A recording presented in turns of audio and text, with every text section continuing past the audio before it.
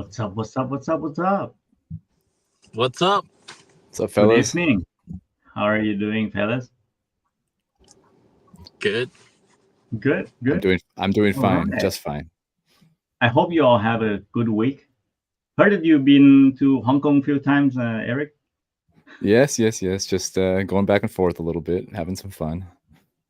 Yeah, So, it's just like you- a 40-minute ferry away. I think I can't remember now. yeah, It's not, ferry's not too long. ferry's quick, bus is quick, everything's quick. Uh, Yeah. and right now it's crazy. There's like no lines at all at the Koan like immigration checkpoint. Like I know I That's good. saw at New Year's people were like camping out and waiting for a long time, and then just after that there's like nobody. So pretty cool. All right. Cool, cool, cool. Oh wow, we got first comment. Hi, น้องปัจจุบัน don't be Hello. deceived by the profile photo. I always say. Well, fan from Thailand. Okay, She so forgot to say hi to me. while we're getting into it, if any of the viewers welcome to our show, right? We're gonna go with the intro and all, but just want to make sure that you all hear us okay. Do comments where you're listening or watching from, which country, maybe not the exact room you're in, but yeah, which country you're listening from. That'd be nice. Actually, I'm listening from my living room in Beijing. How about you guys? I'm in the closet. I'm always filming in the closet. You got a nice view in the closet, man. I got the green screen up. It's quite small, but it's comfy. It's my office. And your little I'm- buddy is really stay still, huh? My doggy, she's Yeah, sleeping yeah. somewhere. Hopefully she doesn't Oh bark no, this on the time. background, yeah. Oh, it's just Oh, a yeah. photo. Sorry. That's in the car. We'll talk about that later. All right, Mr. P. Yeah, so I'm always in my car, my NIO EC6. Yeah, nice and quiet here. No screaming babies. My son isn't gonna like come here and like yank the phone from me or something. So yeah. But that's where all the magic begins, right? For you, Mr. P. All the rumors, everything you are recorded in there. It's all confidential. Yeah. And it's like only you and yourself, right? No one would Exactly. like, hey, what this guy's talking about? You know, I was gonna Exactly. say I was gonna say earlier when we were talking though, Mr. P, I also know why you're in the car all the time, because just now like so much construction was going on like the last half an hour, I guess, because they usually stop like 8, right? But it was still going on just a little about half an hour ago. I was like, man, Mr. P's smart to go record in his car, because in the house it's just like dun, dun, dun, dun, dun, dun, dun, dun. So, And it's Yeah, true. comfortable. You got seat heating and just lie back, relax. Yeah. I should do that sometime, I think. You and should you got live free from power the swap too, P. sometime. So you can use the Yeah, energy, exactly. use the heat, and use the seat heating. I Massage. get it now because Mr. P got the unlimited power swaps. So it's always good for him to like spend time in the car, right? And just use the AC. We don't need to worry about the oh shoot, I have to swap again. Cause you can get all the swap for free. Yeah. That's good. Yeah. Funny thing about that, like with the free power swap, a lot of people were abusing it. So like people were buying multiple Neos for the free power swap to like power their shop and power their construction site. And Oh, that was pretty crazy, and Neo stopped it. So you can use it for like basic needs, like sure, drive it, turn on the AC, maybe charge your phone. But like if you want to pull power out of the car through the charging port, there's a limit. Like something like, what is it, 30 kilowatt hours per month or something like that. And then after that you gotta pay. So that's pretty good, pretty smart on Neo to stop the guys that are abusing it. Yeah. oh, so like if they use for driving is fine, but if they use Yeah. like as the power station, then that's good. Yeah. That is good. Yeah, I Yeah. recall I Also watched one. the V2G chargers, right? You can sell the power out of your car to the grid and get some money from it. Some people were just swapping for free and then going to the V2G chargers and earning money, and that would be like their job, Just take power from the battery swap station, and then bring it back to the grid and earn money. I mean, that's really stupid. Oh, So like, okay. it makes sense for NIO to like stop. They have to. Yeah. They have to. So hey, no P, wonder. maybe you know this. Go ahead. Was this actually part of the like against the terms of service originally, and they just didn't enforce it, or did they actually have to change like the TOS? They changed it. They had to add it. Like before, like a lot of people were buying the car for the free battery swap, and people were using the car as trucks, basically, like carrying stuff. And I remember back in New Day 2022, so it was like when they announced the EC7 and ES8, CEO talked about how there was one NIO ES6 that did like a ton of swaps, so many swaps that the swap fees were enough to buy a BMW X3. And he talked about that on stage. I don't know if you guys remember that. Basically, that guy was just driving nonstop, using his car as a truck to bring stuff from like A to B and A to B and just swapping every day like crazy.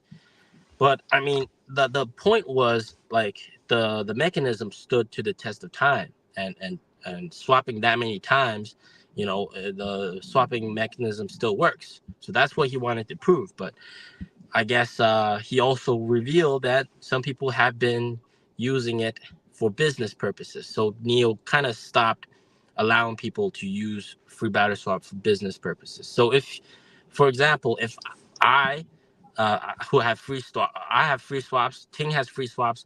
If we decide to all of a sudden do like Uber, Didi here in China, and it got like NIO finds out, we would have the privilege taken away, basically. So we can't use it for business purposes. Like, yeah. So they added that. Interesting. Mm-hmm. For Tesla, they do not have like a bi-directional, so you can only charge, but you cannot discharge.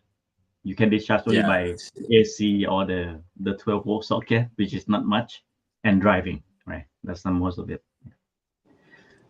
So, all right, Eric, I think we can start with all your unofficial intro.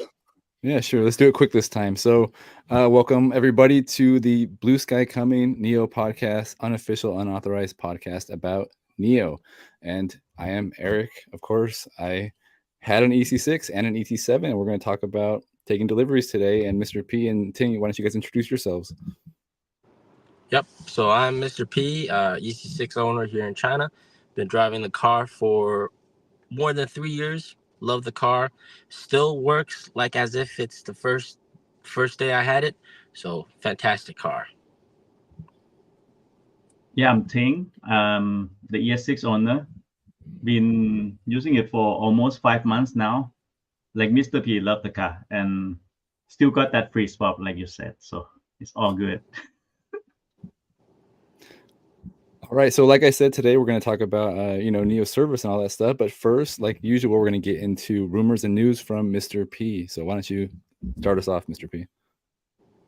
So quickly, talking about some deliveries. So last week, for the first week of January, NIO delivered 3,000 vehicles. 3,000 doesn't look very good, but compared to Xpeng with 1,400, compared to Tesla, which only had 3,200, NIO actually did quite well relatively. So that's something to keep in mind. And also a lot of that is because of the policy change in Shanghai, making it a little bit more difficult, 3 times more difficult to get license plates.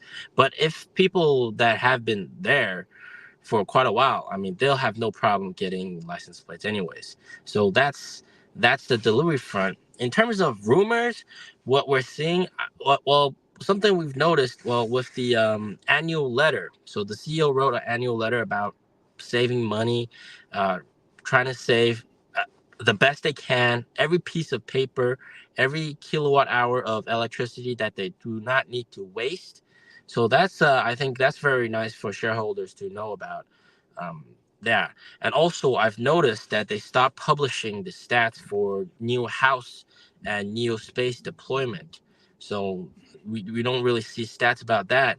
And my assumption and what I'm seeing is they're probably slowing down the pace of building more stores, probably because A, to save money, but B, also because of the sub brand might also need a couple stores, and they might be soon building stores for the sub brand. So that's some of the rumors. And also, of course, we heard NIO, the big partnership today with so many guys, with Cherry, with JC again, JC Group, yeah, and then also with the government. All right, so with the Anhui government, which is quite surprising, yeah. And so the government, the traffic police, and also some other investment entities and NIO, they formed a company. So they formed a new company, and that company's job is pretty much to build out swap stations and standardize battery swap. So it seems like NIO is getting closer and closer to becoming the standard for battery swap, which is pretty nice. Yeah, So, that's Mr. gonna P, be it. Mr. P, Yeah. can I jump in and ask you? So, on that kind of cooperation, is it just building like power swap stations? You think just for like NIO vehicles, or I mean, or like private vehicles, or do you think it'll also potentially be like maybe taxis in Anhui that will switch to power swap? Oh, it's probably like standardized, like AKA everybody. So it's gonna be like the partnership swap stations. So public, more like the ones that everybody like Geely and Chang'an, Cherry, these guys can all use those swap stations, including NIO's Alps and including NIO's main brand. NIO probably can also use those swap stations as well. So Yeah. why would the government transportation company want to get involved with that though? Like, what do they have to stand besides standardizing it, making rules, I guess?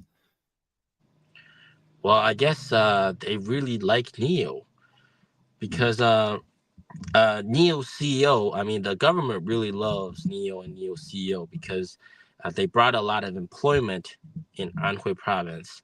So that's why like they really love Will and Lee. And I've seen like a lot of other clips where it's like sort of like conferences, and it's government officials from Anhui, and then also NIO CEO is also there, and they talk back and forth, and they're all like appreciative of each other.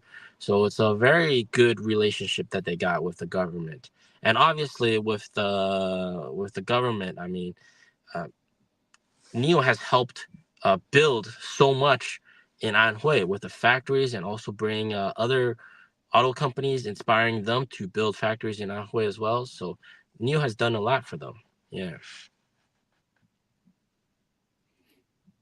I mean, I know that I would love to see NIO, at least with the sub brand or one of the sub brands, build out a swap network for taxis in Anhui or in Hefei, especially. Like last time I was in Hefei, most of the taxis and the share cars, a lot of them were still internal combustion. And then like when I was in Kunming, for example, which is, Southwest China, probably even less developed than Anhui now, all the taxis there were Beijing automotive, and they were swappable, and they were all fully electric. So it seems like Anhui is kind of falling behind. You guys don't see this possibly being a future move for NIO? Taxi is definitely possible. Yeah. With like well here in Beijing as well, like the taxis here are also all electric, and they all can do battery swaps, yeah, at the Beiqi swap station. Yeah. Well, hopefully those And- government relationships can pay off in that sort of way. Go ahead, Ting. No, I'm just saying the battery swap for the taxi is really fast. When I first tried the first swap with Mr. P like 1.5 years ago with your car, Mr. P, that time, then I went out to find out the other type of swap, right? Just for my curiosity, I found that the container, the orange container from Beijing, their setup is really simple. You just drive through. It's like a drive through. A lot of the viewers also suggest that you should have like drive through and all. That's what the taxi in Beijing that's what they do, right? Like they just drive through it, lift up the swap, and it's like lesser care to the car. Yeah, So it's more for rough. taxi is fine. Yeah, you're not going to be comfortable to drive your own car onto the swap station for a taxi and then get it all done, right? Because it's kind of rough. It's like, you know, if you Yeah. think NIO sounds when you do a battery swap, it's like harsh. You should go check out that battery swap from the taxi side. It's even Yeah. more, it's I hurtful. put up a Rudimentary. video, I think, on my channel, my own channel, on my shorts, I think, with the Beijing swap in Kunming. Yeah, I did one review too. Yeah, it's kind of finished within 2 minutes, I think, 2.5 minutes. It's really Yeah. fast because there's no reverse parking. Just drive like forward, right, to the spot, finish changing, and then just drive forward. So you save like 40 seconds there, at least, just for parking. Yeah, but it's good to All I see know, if the deal all I with know is, government. go ahead. Yeah. I would just like to see some of these deals that they're making, at least for the investors. I know we're not really an investor show, but at least like have these deals turn into like vehicle sales or vehicles delivered, not just, you know, partnerships that we don't really see any real results from, at least not very quickly. Yeah, these partnerships are more like a framework agreement, right? That's what they say. It's basically like they agree we're gonna work together in the future. Our cars are gonna be able to do battery swap at those public swap stations. It's agreement that they see eye to eye and we're gonna work together. But I'm sure they probably discussed about like how many cars they're gonna build and stuff like that. But that's not public information yet, and it wouldn't really look bad. It wouldn't really look good if, like, say, one partner said they're gonna build like 100,000 cars capable of battery swap, and then the other guy says, "Oh, we're gonna build only 10,000." So, like, yeah, it would be better to just keep the numbers to themselves. Yeah, for now. Yeah. What about? Yes, Okay, just go ahead. since we are on the subject with the new partners, and would they expand, like put the focus into the building all the infrastructure out in European as well? Or these two are like sort of separate thing? Well, I mean, I Uh, think. Go ahead. yeah, go ahead. You go ahead. I was gonna say, I think that still the problem in Europe, I don't think is necessarily that they like can't build the infrastructure, like they don't have the ability to. I think it's more regulations still, like we talked about before. You know, it's a big challenge of even just once they build them, getting them like online and being able to operate. Yeah, exactly. I agree with that. NIO's president actually said that they have the strength, but they can't use it because of the permits for the like construction and how it has to be like a building permit, and that's really hard to navigate. But it does mean that over the next 1 or 2 years, you're just gonna like there's gonna be a bunch of swap stations pop up over Europe that are just gonna be online like all at once, pretty much. So yeah, it's just being delayed, basically. And like when it comes to the European infrastructure, actually, they did. I think it was today I saw on Instagram, they did announce their first power journey in Europe. I'd have to double check, but that was a thing that like I went on the power journey, and Will from China Driven went on a power journey. NIO supported us for those videos. But a power journey is essentially like a route that NIO kind of curates for their users and shows them where they can go, the really beautiful special sites they can see, and how they can use NIO Power, whether it's destination chargers or superchargers or power swap. So they did launch that. I think that was today, right? Yeah, that was today. Yeah. And that was Netherlands to Munich or something. I have to double check. I didn't really get a good look at it, but it was like castles and canals, I think they called it. So it's cool. They are building stuff in Europe for sure. Yeah. But you know what? You know what next will come to Europe maybe faster than the swap station? I think it's the phone, man. The phone may be going to Europe, man. Yeah. What makes you say that, Ting? Just the update a few days ago with the Sky UI 1.2.1. Now it's fully support for Google Mobile Service. So I know that the intention here is just for the user to use the phone outside of China, right? Like maybe the owner of the NIO in China need to travel abroad, so he still can use that the phone outside of China, can use Google, whatnot, right? But on the other hand, this open the room for possibility of having a NIO phone for the user in Europe too, if it pass all the FCC or something equivalent over there, right? It's highly possible, I think. Exactly, yeah. But they may get the Gen 3 Snapdragon 8 Gen 3 maybe, not the Gen 2 one, probably. Do you guys spend much time in the NIO European app at all, Mr. P or Ting? Oh, I do. Yeah, every You day. do? So you've probably Yeah. seen like quite a few people have actually, I mean, it's not a really busy app. There's not that many users, but quite a few of the users have made requests for the phone. Like they'd like to get it. They say they want it. And I think some people even have got it, even though it doesn't work with their car. So those are like also NIO super fans and power users.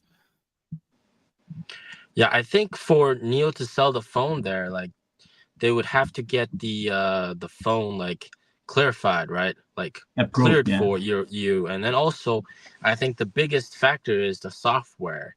The software features, like I've seen several posts, like it doesn't really support the phone functions. Like you don't get the same functions you have here in China because the software is very different there. So that's kind of like a bummer, I guess. And hopefully they can work it out and, you know, let those European users be able to get the convenience that us Chinese NIO users are getting with the NIO phone. Yeah. Mm. I now switched 100% to my EP edition now. Like my iPhone is now used as the how to call the live dashboard on the car when I record, when I do a test drive and stuff. But my main phone is this one now. Since GMS is active, I did try all of the apps, even the application used for the bank in Thailand, which is known to be really hectic when you use the Chinese phone, right? Like they know that it's Chinese phone with the app, with the ads and bloatware, it wouldn't run. But with NIOs, it doesn't have any ads, right? So it doesn't record the screen or anything. So when you install it, it's really clean, and it's really like a first try. You don't need to like try to work around to make it work. It's like first time it worked. So it's all now switch to this one until I find another problem. I don't know, but now so far so good. That's good. I barely use my NIO phone. Only sometimes I take two phones out, like one for pictures, because the NIO phone takes some pretty good pictures. But I don't have a NIO car right now, so I don't really have a need for the NIO phone. My iPhone works just fine. Oh, some technical question. Okay, let's do this question first. Maybe each of us would have some different opinion, right? Rather. Mm-hmm. How about P? You go first. Well, yes, and the reasoning I invest in NIO is because of the fact that, first of all, I'm confident that, and many other people that are longtime NIO owners are pretty confident that NIO will surpass Tesla one day because of the fact that of the quality, user first, and also the focus on tech, and then the upgradability, the swappability aspect of the car, all that kind of stuff. And for me personally, my thesis is more for like power swap, energy dominance, right? Because I think for cars, it's going to be pretty hard to like really sell a lot, especially with NIOs that are quite expensive. For sub brand, they might sell quite decently well, but the real money is to be earned with the swap station network, the public swap station network. All right. And also energy trading and selling the energy back to the grid during peak hours. That's what I think. And also, I think as a brand, I think NIO is sort of becoming like the Apple of China. Okay. And I think in essence, you know, you see NIO working on their own phone, and also they're getting their own chip, right? Designing their own chip. Like it's so difficult to design a chip, and NIO's able to get it done. and have such a good performance. So that's pretty amazing in my aspect, in my opinion. So in terms of like a tech company, NIO is pretty amazing, and just even though right now they're burning quite a lot of money, but that's pretty much in infrastructure and R&D.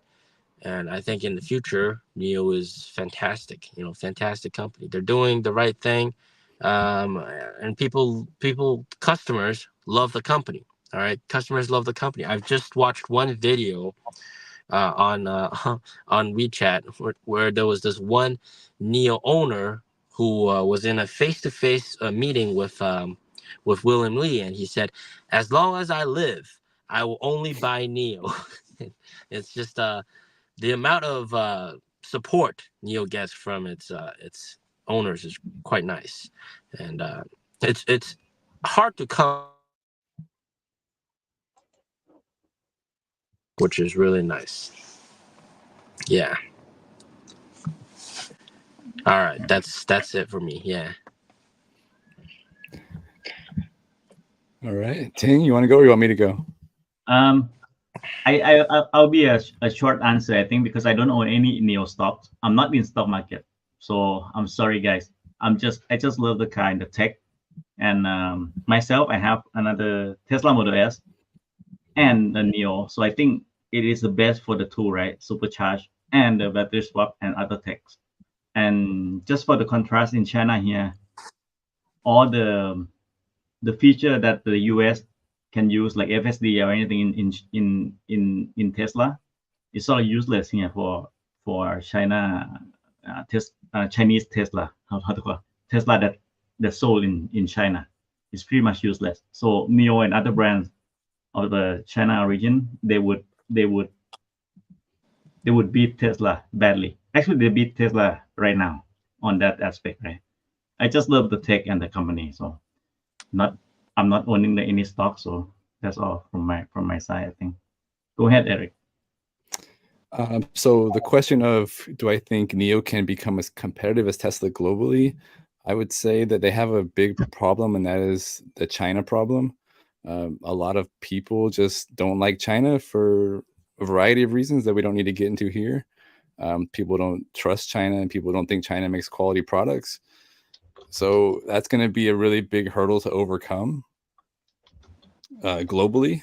I mean, even in China, Chinese people sometimes feel the same way. Like, you look at Tesla in China, they still sell a lot of cars, even though, in my opinion, personal opinion, a lot of cars have more features, have better price, maybe even look nicer. I mean, it's all subjective, of course, but like, you look at the Xpeng, what is it, G6, right? That's like 200,000 RMB, and how many cars are they selling? It's not a Model Y killer at all. You look at all these cars that come out, and they are very competitive, and they don't really compete really when it comes to sales and mind share. Like Tesla's Kleenex, right? You think about tissue paper, you think about Kleenex. That's what Tesla is for EVs. So NIO has a big hurdle to overcome if they can do that. Why I own NIO stock? I don't really talk about my investments too much. Most of my investments are like total market ETF, like VOO, right? Like when it comes to like some play investments, like just small money or smaller money than the main investments, I buy products or companies that I like. That's why I buy NIO stock, because I think it's a good company. I feel like personally I am not special. So if I like something, then there's probably going to be a lot of other people that also like something. And if people resonate with that brand, then they're going to succeed, or at least have a good chance of succeeding. So that's why I would buy an individual stock like NIO. But most of my portfolio is like ETFs. So, and that does very well for me, much better than NIO stock. So I would recommend you buy that and not NIO. Or buy a car. Buy a car is okay. Yeah, or buy a car. Enjoy the car. Yeah, enjoy the car. Enjoy not the stock. products. Yeah. The product will give you I know the money in the bank it is, but the product is what you have right now. You can touch it. Something that is you can at least sit on it. Yeah. All right. Cool. Say hi to one of the people from Canada, I think. Canada. Mr. P, you would know him maybe. What's up, fellow Canadian? You guys can speak French together. One more question, and then we can go on with another discussion. I think Mr. P already touched on some of the delivery for the first few weeks, right? But what are the demand right now, and are they increasing the sale strength there, hiring more and all?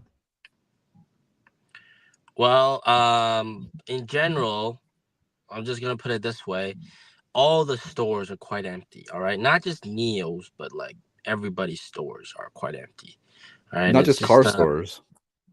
Yeah, like everything is quite empty. Yeah. Yeah. So take it for what it's worth. I mean, I'm not seeing a whole lot of customers, even at some of the Li Auto stores. I mean, like, there's more sales reps than customers. Like, yeah.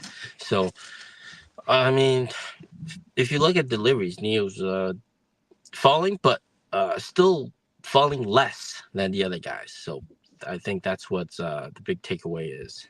Yeah. I feel like, I don't know if we want to talk about the Chinese economy too much. I've made it clear a few times that I feel like it's not doing so hot. I went to the mall today. Actually, I also went to an office building today, and there were so many empty, like the whole 5th floor of this tower I was on was completely empty except the one office I had to go to, and it was all just like abandoned. It was, not the prime real estate, not the nicest office building, but totally empty office tower, basically. Go to the mall and there's not much activity going on. I don't know what Beijing's like, so maybe you guys can fill me in. But yeah, when I went to NIO Space or NIO House, there's not too many people there either. So I didn't go to the mall a long time already. Maybe Mr. P. You don't go eat? I eat at home, man. Oh yeah. Eat at the mall, you need to spend too much. I need to pay for a lot of stuff, like the car. 2 cars is too much. Yeah. Well, I can talk about like the malls that are close by, and it's the one that we've all actually been to. Like when we filmed the NIO Manager video with Eric, also ET5 test drive video with Tang. That place, Shine Hills, it's actually quite crowded, but I mean, like, it's only crowded like people window shopping. All right, like just walking around, maybe eating dinner and stuff like that, eating out. So the restaurants are doing okay, but like the stores, physical stores, I mean, you do see a lot more people at like those discount places like Uniqlo, that kind of stuff. So yeah, Miniso, yeah. Burger King is quite crowded, just across from Li Auto. So yeah, but apart from that, like the stores themselves, there aren't that many customers in them. Yeah. Yeah, actually, food or restaurant, those are, I think, it's indicator of how good the place or environment or surrounding, how good they are. Like a lot of people, like you said, window shopping, they can get almost everything online, but they might need to go and touch the real thing first before they go online, then they get it. So yeah, and they may get a pretty good deal off on the online deal as well, rather than like get it from the store. But you still need to go and touch it, right? Like, hey, how it feels, how to hold in your hand before you buy even ordering a car, even ordering a NIO or a Li, you just do it on your phone. Like when I bought my car, like first I went for a test drive, and then I just got on the app and I downloaded a car, right? Yeah. But you might need to like touch the seat, like kind of grab it a little bit, have the feeling of okay, it's not going to be a crappy one when you get it, But the food is like you need to eat, right? So either you order Waimai, let them send it to your home, which is maybe, if you calculate the time and the effort and the money to just go and eat and come back, maybe Waimai is a good deal too. So I mean, economy is not the best, but it's still like kind of cruising, I think. Yeah, it's still moving, but it's definitely not how it used to be, and it's not. I don't feel like it's as good as people had hoped it would be after COVID ended. Yeah. True. Yeah. It's not as like a steep growth like a few years back, for sure. Yeah. All right. So let's talk about our delivery experience and service experience. Sure.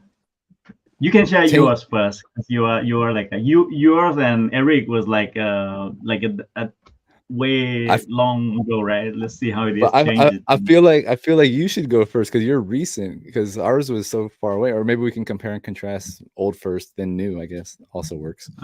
Okay. So, ta-da! This one. Oh, there you go.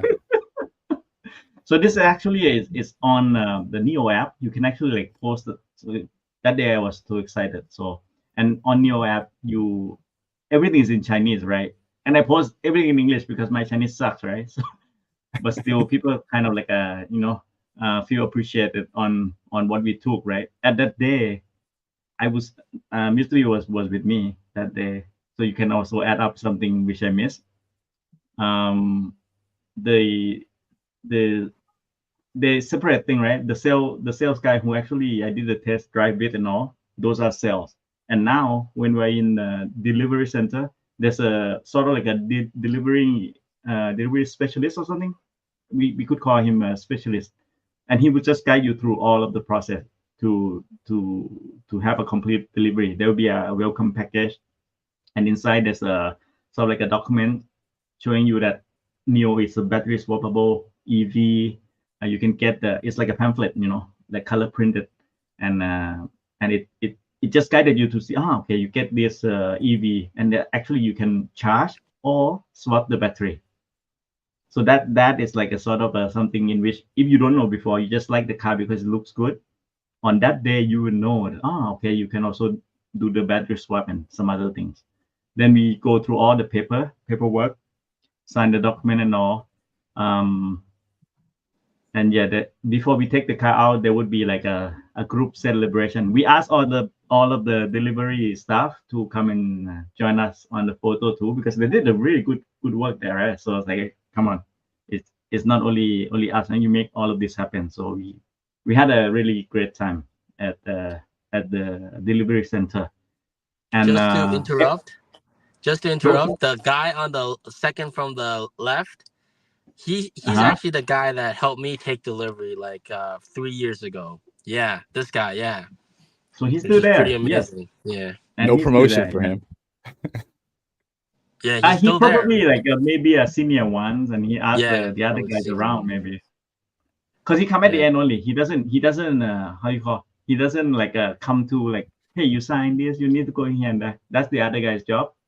At the end, when we ask like, hey, you can gather all the stuff, we want to take a photo with all of you, then he came. He could be supervisor already now. Yeah, when I took delivery, he came at the start. He was so the one handing us the flowers and stuff. Yeah. This time he's a supervisor already, I think. And they did a remarkable job. Like if I would compare to experience with Tesla, it would still be better than when I took my Model S 7 years ago. Like Tesla 7 years ago, they were the only one major brand, right, for EV in China. So the delivery, they put some thought on it. There's something similar to this, but this is still top it. This is still beat the experience compared to 7 years ago. And if I compare to my recent one, like last month when I took this Model S, it's like completely different. It's more like a do it yourself kind of thing, right? When you make an appointment, you arrive the place, the staff will just, because of a pandemic, we cannot have any food, anything. You just come, they give you a package that inside there's a key card, one package, that's it. And then they just, the car is somewhere down there. You go down and have a look. And I was like, okay, so we have to go and find our car itself. The app, everything is not activated yet because you need to check the status of the car and everything before you accept it, right? So you need to go down, and then since it's only one Model S in the delivery on that day, so it's just parked right down there so we can see it. But imagine like 30 or 40 of Model Y, Tesla Model Y, all black, interior black, and it's like a parking, and you need to go find it. I was wondering how would they manage, right? But for our case, we just saw it. It's just down there. There's no red car around, so it must be that one. But for all the black Tesla Model Y parking, I just felt the the owner arrived there, and then they just need to walk around and find which one is theirs, you know. So Yeah, Noyo 'cause was the- helping you for that, right? So what?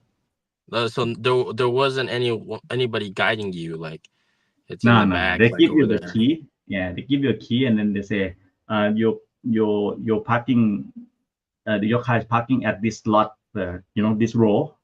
So you just go and look for it, and then check the physical appearance, everything. If you're okay, then sign it off, and then make a payment and all of this thing. Wow. So It's not like yeah, they don't look into details of which um interaction with the customer as much, you know. There are some, but it's not that. If you compare to NIO is like completely different. There's some human touch to it.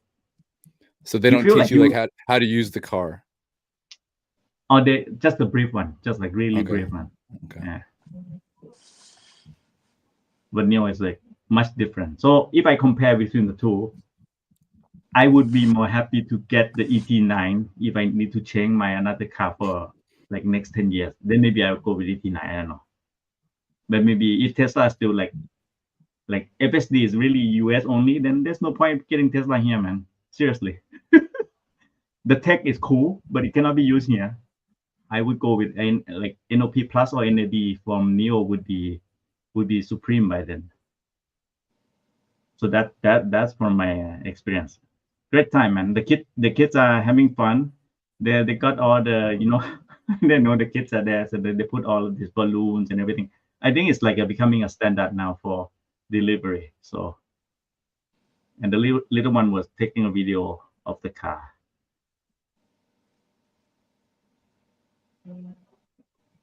We got that chocolate. What do you call it? It's a chocolate color. I don't know how to call it in Chinese. This, but it's like a chocolate. Don't ask me why. The ladies and the girls like it. So sweet, you know. And that's me Everybody likes putting the plate. Yeah. Yep. Front and back. That is my remarkable experience with NIO on delivery. Mr. B was there, so he know what I was talking about. What's your plate? AT7610? That's not a good number, is it? Who cares, man? Why? I know that people care about number. Now, you know, in Thailand, they care so much. Sometimes when you take the delivery, you need to pick the date.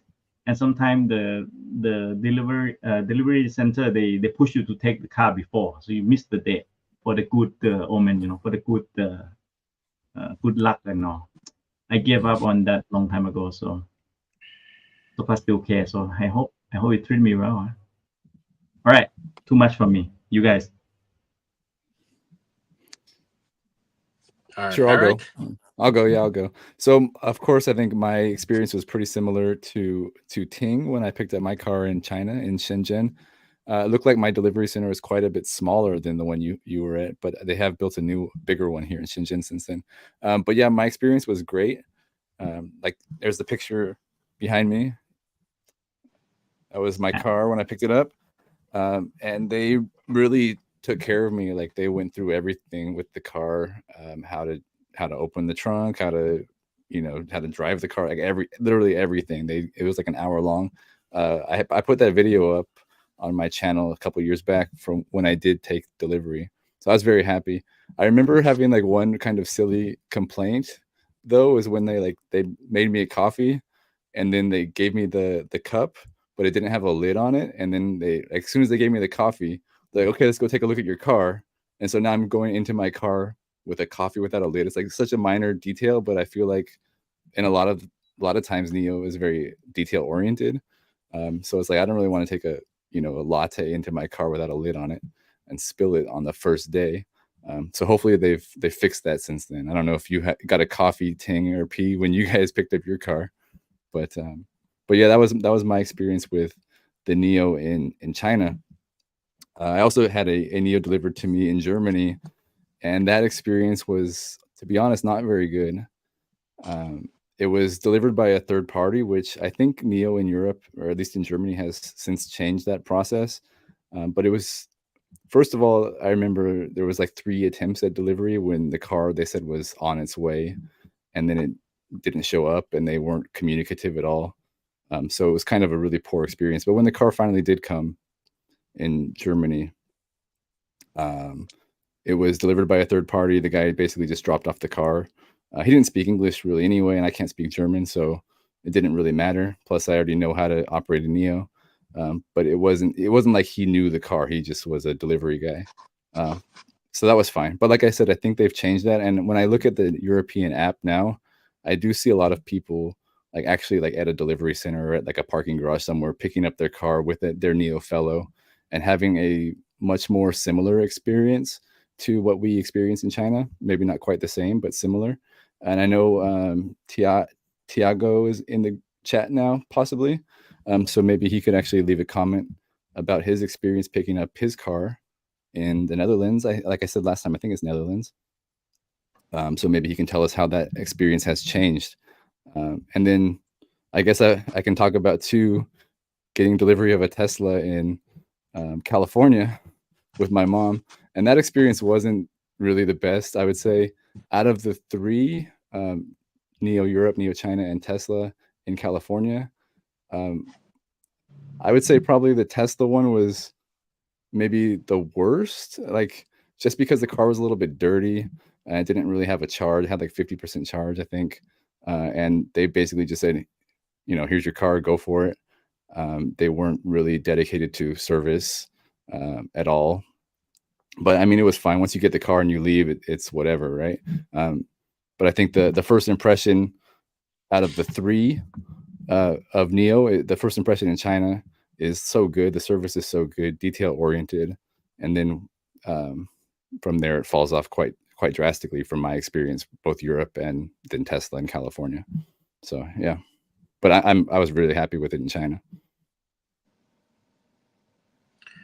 All right, my turn. So when I took delivery of the car, it was very exciting. Straight off the bat, like when you walk into the delivery center, you tell them you're taking delivery, then a dude comes with like a big bunch of flowers and hands it to you. It says like congratulations and like tells you like with a big smile. And it was exactly that dude, that second dude from the left, and he welcomes you. He shows you the key. You do a little bit of some like signing stuff, paperwork, and then you get to go in. He holds the key up, and then he presses one of the buttons that like makes the car beep, and it tells you that's your car right there. And then while you're walking, he's showing you the function of the keys, and then you're all very happy once you get there. And then he compliments you on how much of a good choice you had on the color of the car, because I had the extreme blue color, and he said it's a very brave choice to go with this, and this is one of the best looking colors for the EC6, etc. And then he showed us all around the car, and when I took delivery, they still had like some wrapping stuff on it, and then I had to like take it off, and it was more like a ceremonial stuff. So it was very interesting experience. I really liked that. And then of course you pop open the trunk. There you had the NIO light, and also like more flowers and more like decorations saying congratulations. A little envelope with like some more paperwork inside, but on the back it says your delivery number. So I think I was like 34,000 something. So I was like the 34,000th NIO owner or something like that. And so they have this whole process, and then you take photos, etc. And then you have another guy who explains every single feature inside the car. Very, very nice, and like just walks you through everything. Very informative, and make sure that you know everything. And then after that, you go upstairs, you sign the paperwork. Basically, you check the car, make sure it's fine. And you sign the paperwork, you choose your insurance options. They explain to you the insurance very well. And then after that, you're pretty much all set. And then they drive the car to the front, and then hand the keys over to you, and then you can drive it back home, basically. And then I think one thing that NIO really prioritizes is the customer experience. here in China, and how customers feel about everything. And I think everything that NIO does, or anytime you're dealing with service or anything like that, afterwards they have a rating system. And here in China, rating is pretty important. Like anything you do here in China, it's there's a rating system, and it's very important for the worker and also the company. And if you give them a bad rating, they might get severely penalized. And that's why I think for one point they are pressured to really do their best, but then also it's part of the culture, I think. And listening to you guys with the Tesla experience, you can tell like NIO really encourages its employees to give the best experience to customers, the best they can. Yeah. So that was my delivery experience. It was absolutely fantastic. Yeah. Perfect. Well, I want to talk about customer service real quick too, if I can. I know I've shared this story before, but if people might not have heard, when I was traveling all around China in 2021 in the EC6 that I had, and I was out far west China, and I was like, I want to go out to this place called Mars Camp. It's like in the desert. There's nothing around it for hundreds and hundreds of miles. And NIO was like, we'll help you plan it. Like they took charge. They were proactive, and they were like, we'll help you plan it. We'll make sure you know how to get there, and we'll make sure we'll be in a certain place with the mobile charging van at a certain time on a certain day, because they're like, you're not even going to have cell phone service out there. And so they told me how fast I could drive. They're like, do not exceed 100 kilometers per hour for these days. You know, don't sit around in your car with your AC on or your heater on. Like, you need to conserve the energy. You need to follow these steps, and you'll make it just fine. And then, you know, at 10 o'clock in the morning on like the third day in the desert with, again, nothing around at all, the van was a little bit late, but it showed up. And, you know, like I had no battery left. Basically, it was like exactly what they said. And I had no phone service, but they showed up and they were there. And like the service is just completely incredible, and like way above and beyond anything you would expect, not just at delivery, but after delivery, which I think is probably even more important.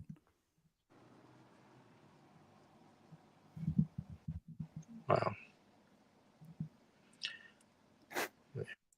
So I guess Stunned them I'll into silence. elaborate a bit more on service stuff.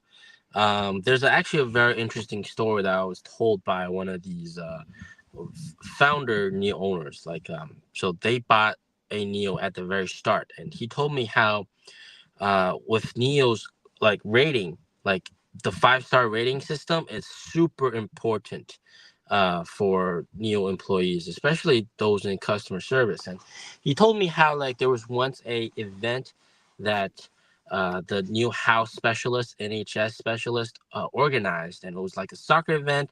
And then one of his friend was supposed to bring the drone for taking photos, but he forgot.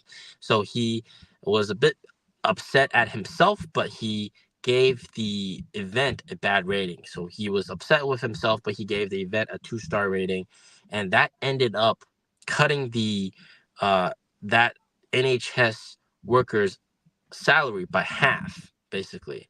And so when he went to the NIO house, he found out that that NIO house lady was crying, all crouched down and stuff. And that's when he learned that it was because of that bad rating.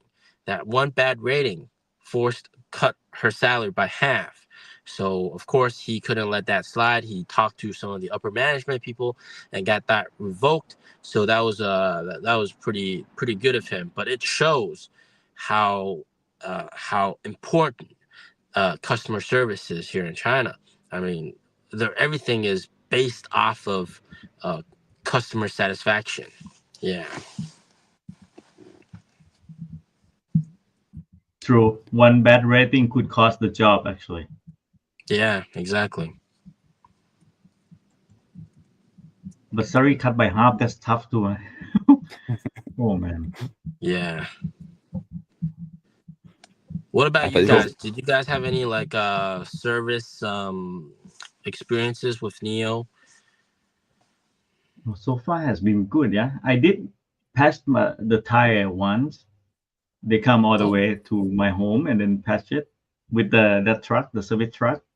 Oh, how Service fast was van. that? Sorry. How fast was it? Like, how long did it take for him to get there? Since I placed the order, it took them 1.5 hours to arrive. But since I'm at home, right, not on the roadside. On the roadside, maybe they'll come faster. I said I'm not in a hurry, so they maybe lined up my queue to like really, they serve all those urgent ones first. 1.5 hours to arrive, and they took 40 minutes to finish everything. Wow. One man, one guy, yeah, one guy. Yeah, one guy. Yeah. Yes, similar experience with me. Like I scraped my tire and it popped, and I was like, oh crap.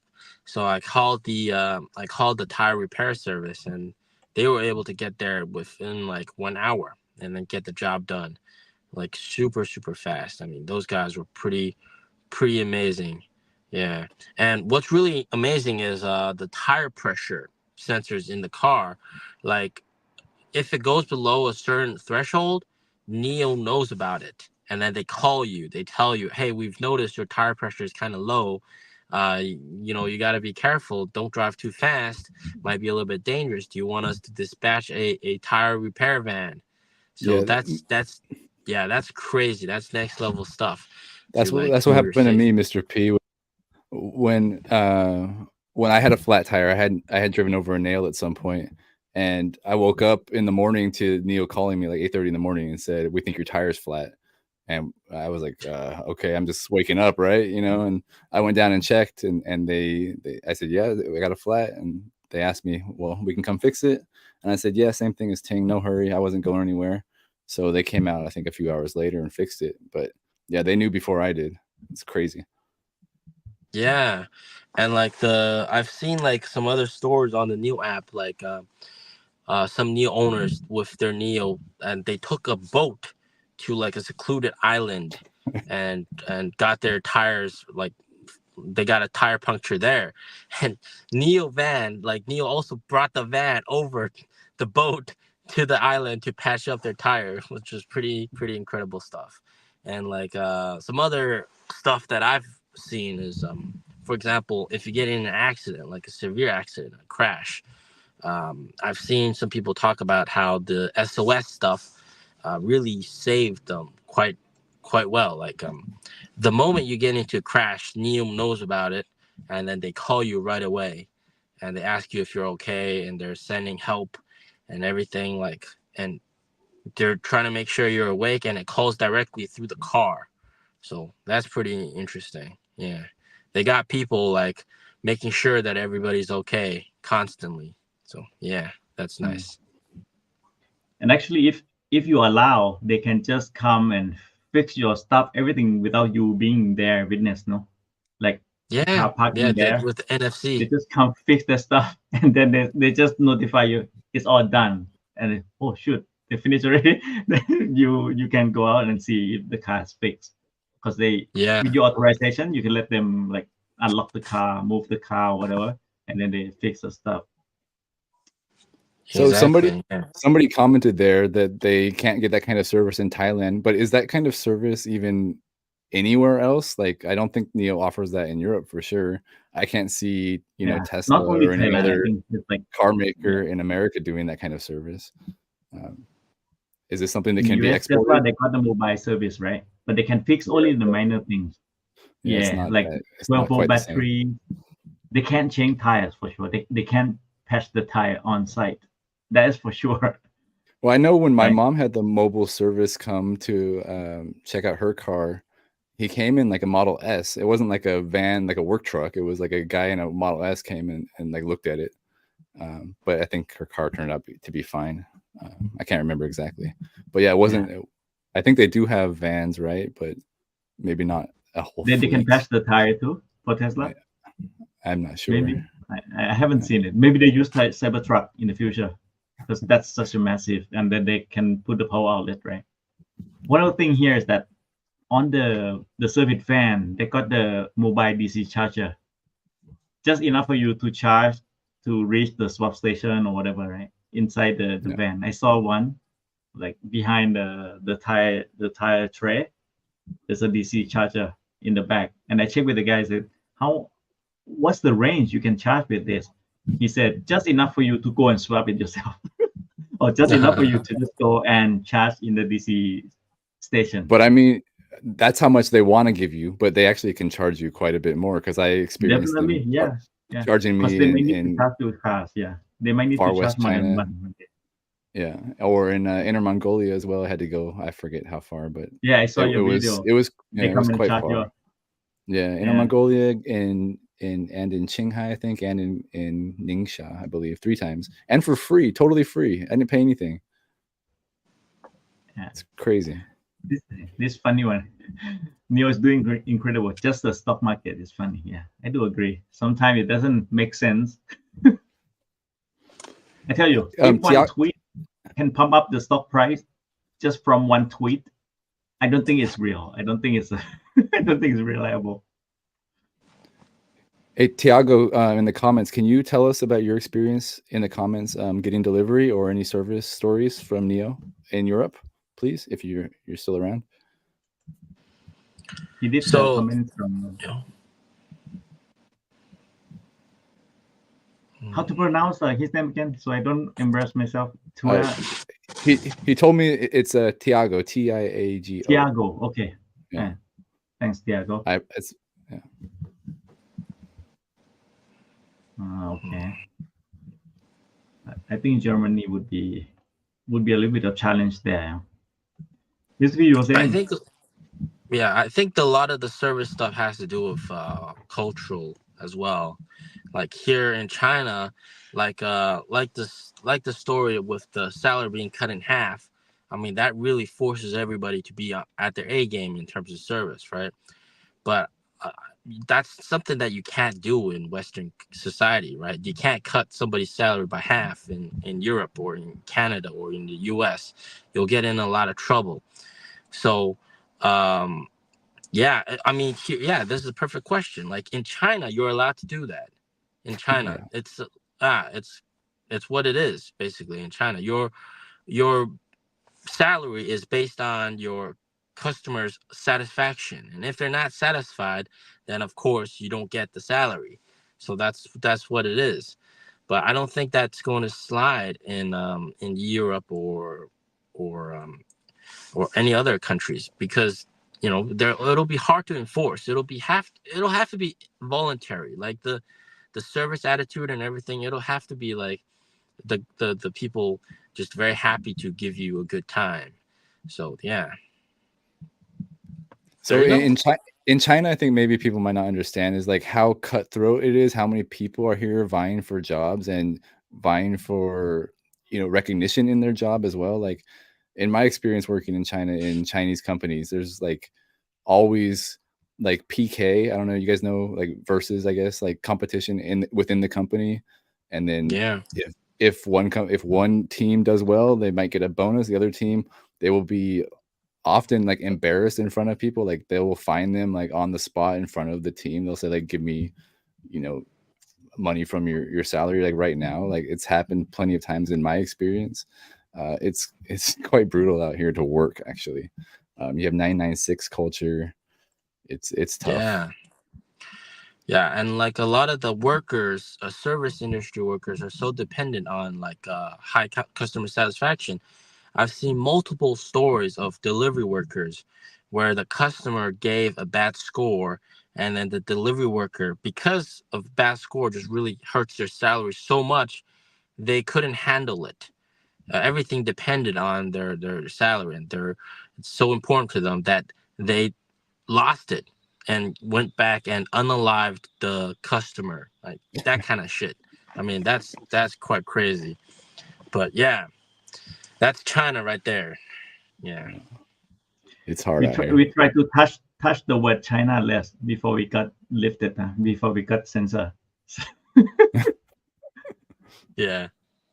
This is interesting. He said that they got the service team to install the 4 module on the EP7, which allow to store the Type 2 charging cable under the floor. Wow. Okay. And Tiago, did you take delivery at like a NIO store, or did you take delivery at home? I guess we can check the He comments when he he actually gets back to us. he actually give us a lot of info now. Yeah, first hour I'm not sure what's one. Yeah. That's quite nice. Okay, that's good. The phone module. Utrecht. This is what's good about it, right? Like they take the feedback from the users and then they try to, if it's actually benefit others, other user who had the same burden or same challenge. Man, that's a good job for the. It's kind of team, interesting too to think about, like, because the users in Europe and the users in China are quite different. They have different needs. Like no Chinese user needs a charging cable, so they probably never, even considered that, right? But in Europe, you actually carry the charging cable with you in your car, so it's kind of entirely different experience. And they fix that for them. That's cool. He took the delivery at the NIO Hub Utrecht. in Utrecht. I don't know. Man, I cannot pronounce. Sorry. That's nice. Kun Om said that one day NOP Plus. Actually, if it's drive itself, it would be NAD, right? It's called NAD, right? If it's the above NOP Plus is NAD. So it's like fully autonomous, like a FSD for Tesla. They would drive to swap itself. We saw the video there, right? And maybe it could drive to the service center and drive back. That's sick. Yeah, but right now, like with service, it's basically pickup service. Like if your car needs repair or like maintenance, you place it on the app, one tap, and then somebody's gonna come pick up your car, NFC remote access, and then unlock your car, drive it to the service center, and then get it fixed up, wash the car, charge it to full, and then drive it back to where it was parked before. And it's already quite nice. Already, yeah. And I don't know if you know this. In the app now, there's a limo service. I'm not sure it's going to be the one using for EP9. During the launch date, if you get the EP9, you will have 100 hours of valet service or limo. Chauffeur, yeah, dedicated driver, basically, yeah. Yes, I'm not sure it's the same thing or even upscale for the EP9, right? Yeah, so exactly. A lot of like worry free, like what they call is worry free. Because when you want to get things done, it just get it done, and you have least to worry about. You just need to let them know what you need, what the time frame you have, and then they just have it done within. I think that's what important. Yeah. I know Mr. P was talking about too on his channel, like the service where they can come and like do homework with your kids and stuff, right? So yeah, they've been pushing that quite well, and it's getting a lot of traction here in China. I mean, people love it, man. It saves them time and it gets the work done. A lot of people say that sometimes like getting kids to do their homework and sometimes the parents don't know how to do the homework, but these guys come in and they know how to do the homework. They know how to install the computer. Damn, man, they're really like the word is like all purpose. So yeah, these guys are the jack of all trades. They can do anything. So I think maybe a lot of people again that don't understand China don't really know like how much like the mobile service industry kind of works. Like at the supermarket near me, do you guys have Hema? Like they can come feed my dog. Like I can just book for like 10 kwai or whatever, and they can come to my door and feed my dog. Wow. It's ridiculous. Like I'm sure NIO could probably do that too with their service, right? They can do homework and feed your dog. But this is like NIO is definitely a I don't know if they're following a trend or they're leading the way, but this is something that's very, very common in China from my experience now.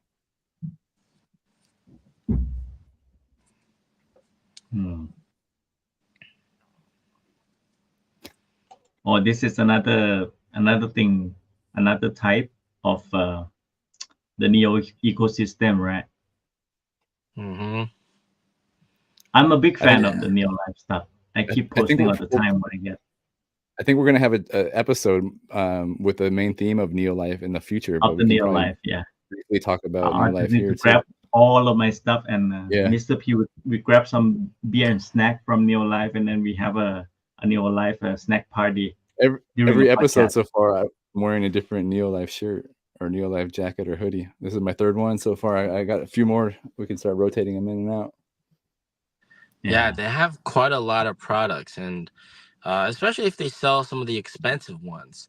Like I've seen, like right now they're still selling the like expensive fitness gear, and if you buy those, that's gonna be like a lot of revenue. But also like they used to have like chairs, sofa. For a while, there was that really super expensive couch that they sold, and it was made with Haptex leather or something, or it was a Napa leather. It was basically like the same leather that they use in the seats of NIO cars, and it was very expensive, and people actually were like quite surprised by it. But yeah, they do sell a lot of high-end stuff, also like pots and pans, bed sheets, pillows, I mean like snacks, all sorts of stuff, wine, beer, tea, like tech equipment. Right now I'm charging the phone with NIO Life cable 3-in-1. This is it's plugged into my phone right now.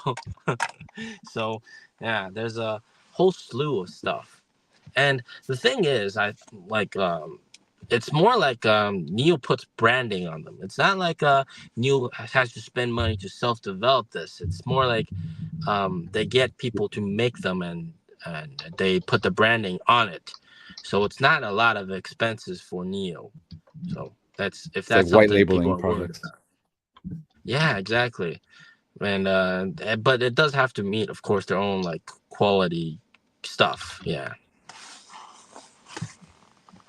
Yeah, I was showing this. This is a NIO light, and it has like a carabiner kind of like hook. It's really cool. I really like it. But everywhere I go in my house, there's like NIO stuff everywhere. It's ridiculous. I got NIO Christmas ornaments. Yeah, before I used to shop in the Xiaomi store, right? A lot of stuff is from Xiaomi, and now it's like mixed between Xiaomi and the NIO life. You know, kind of.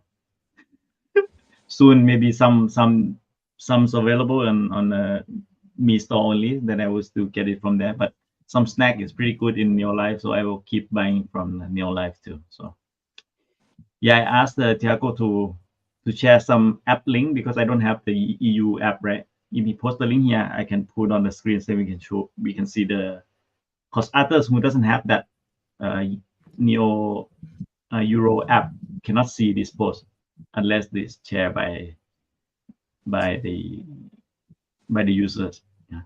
And definitely thank you, Tiago, for sharing your experience with us too, because it's interesting to Thank you see very much. how it's developing in Europe, because we're obviously not there. It's always good to have the users from the Europe to join, share their experience with us. Yeah, so for sure. And if you're free, maybe you join our podcast when you got time, Thursday night, right, Eric? Ms. B, Yep, we Thursday can night in discuss China, the Thursday afternoon in Netherlands. Yeah. See, someone is like me, man. Yeah, he also doesn't have a Xiaomi phone headphone.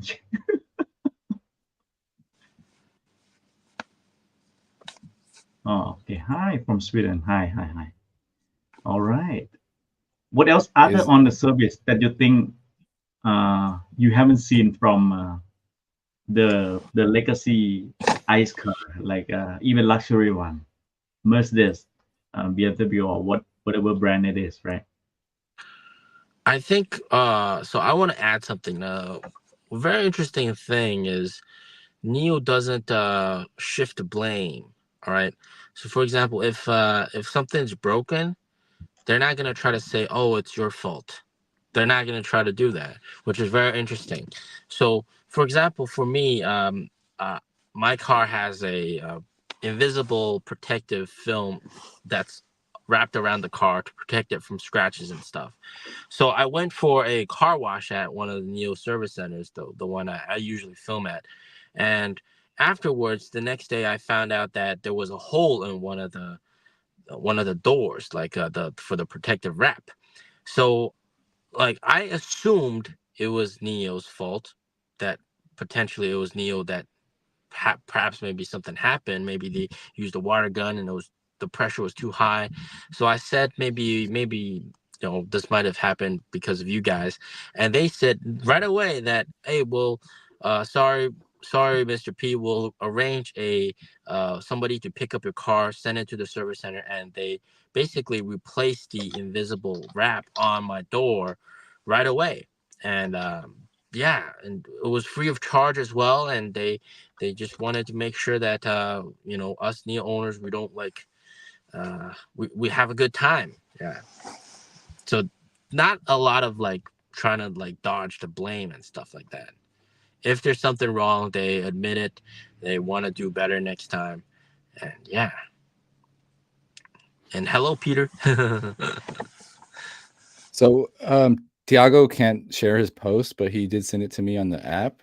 Maybe I can just read part of it. Yeah. So he did say, today we picked up our new ET7 from the NIO Hub Utrecht, and a big thank you to the guys from NIO who on our pickup day, the first installation of their self-developed underfloor foam insert that replaces the styrofoam original insert. So a self-developed foam insert. And I don't know if we can see the picture here, probably not very well. Maybe. Eric, can you click share button and then it would send to the WeChat? Yeah, WeChat, send to my WeChat. Okay, yeah, I can try that. Yeah, so we can all see it. It's always good to see some photo in, so you have the same feeling of the one who posted. Okay, it should be on your WeChat right now. All right, man. Let me see.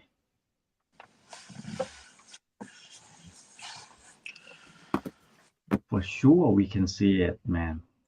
Give me a moment.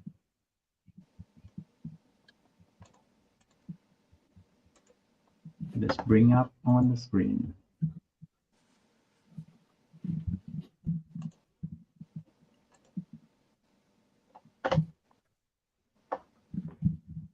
This is the one. Wow.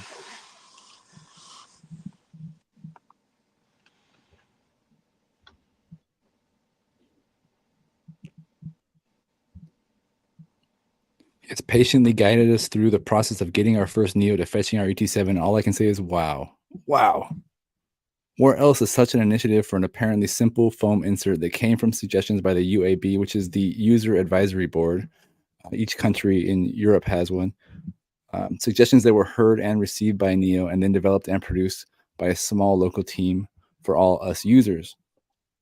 What an entrance into NIO ownership. There are no perfect cars, but a lot can be said by a service that is personal and tries their best. Bravo, for sure. That sounds like a really great experience, and I really appreciate you sharing that. Show the pictures now. Let's do it. Okay. So you can actually wrap it up down there.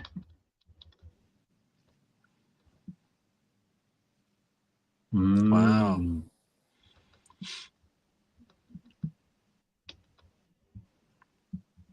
Hey, I need to go back to look at my trunk if it's like this.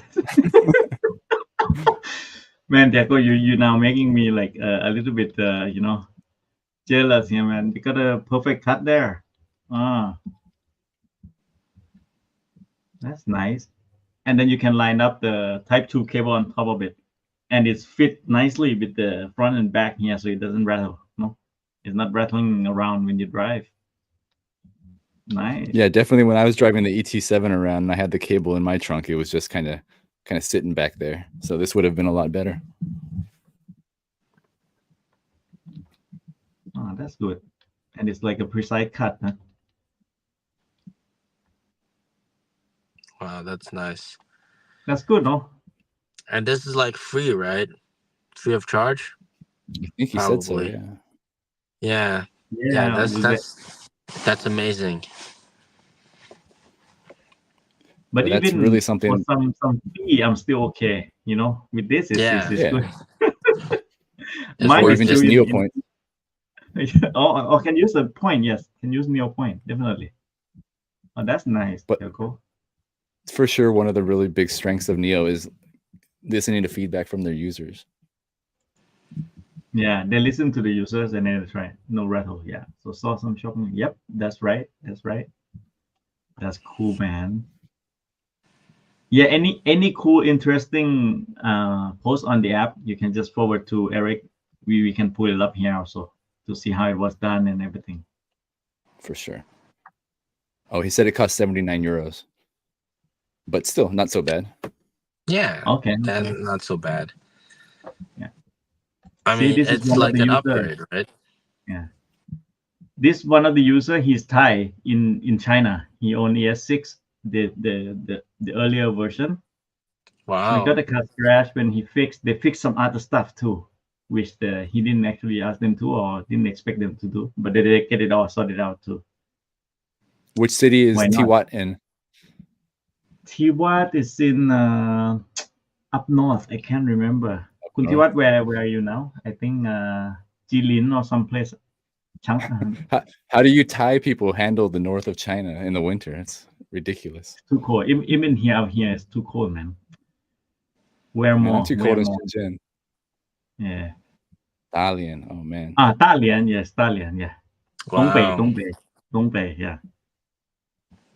And it's cold, so the EVs always suffered the cold, but it can go to Europe without any problem, right? So for the hot weather, it's even better, like in Thailand, you know.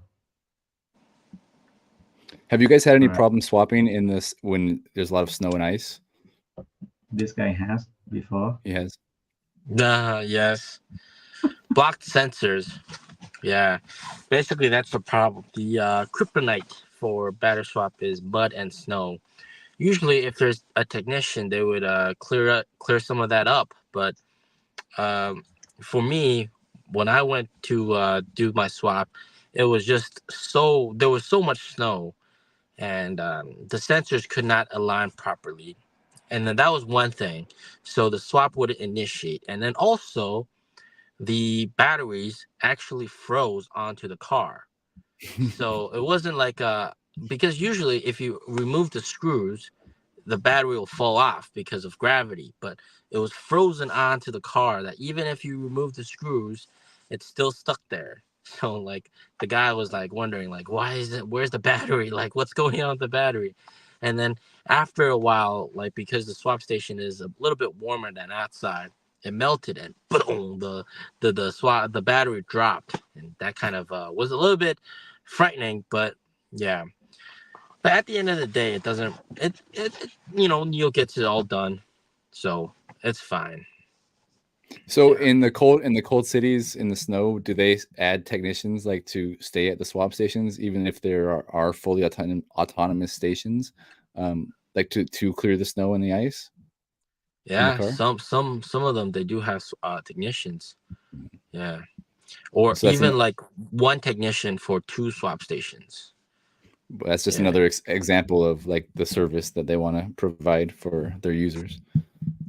Yeah, and speaking of swap technicians, so nearby where I live, there's used to be a Gen 1 swap station. That is actually the first swap station that I actually swapped at, and I actually had a video on my channel as well. But that swap station is still operational, and there's still a technician there, and it's still 24 hours. And the technician, he sleeps in the van that's like right next to it. And what he does is like if you're swapping it because it's Gen 1, you have to get out.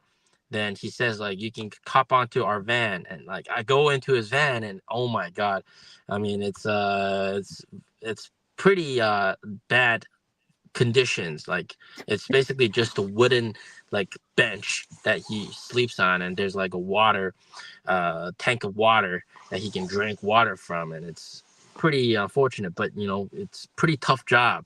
They gotta stay up at all night whenever there's a order for swap. They gotta go swap, and but it was nice that I was able to go inside and rest, stay warm, so that was very nice. Yeah. Cool. I only swapped one time during snows and like thick ice.